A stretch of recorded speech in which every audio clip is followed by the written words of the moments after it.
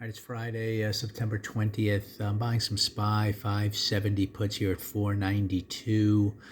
Have a little time here in the morning. I wasn't going to trade today, but I figured I'll give it a shot just given this opening price action. You can see it's almost like a kicker bar from yesterday where we had the gap up, we closed neutral, and then we're gapping way down. So we could have trapped a lot of buyers here.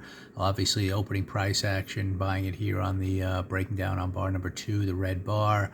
You can see here it's a 2 down day. If we continue lower, in the morning, we have a target down here. We could be closing this weekly chart that did reach its targets with a shooter bar, given that yesterday's gap, if you look at it, kind of had a doji look to it, and now we're on a 2 down day with opening price action heading down on a Friday. So just figured I'll buy some puts here because we could have a big reversal developing. You never know what how this weekly chart's going to end with one day to go. It looks like it has the potential, if we come down a little bit, to have a shooter bar, which could lead lower into next week. I could do a weekly, a weekend recap on that one, should that happen. We'll see what happens here on this 2 down day.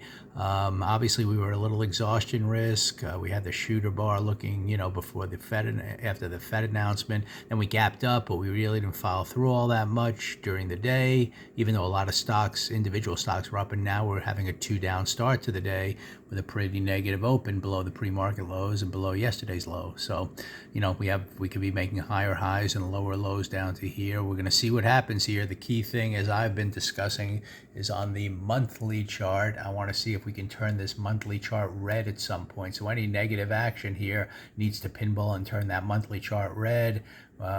Into September, we're still kind of on the green side there, but we're waiting. If it is a green bar on the monthly chart, we'll have to wait for a better daily buy signal, to feel comfortable with it now, since we're in 2 down mode. So either we're going to fail this downward move and come back to the midpoint of this bar today, or we're going to have to come down a little bit first and then have a 2 up bar to get comfortable back to the buy side. So let's just see what happens. Just thought I'd give it a shot here in the morning, just given the opening price action and the potential for a little bit of a failure to end the week.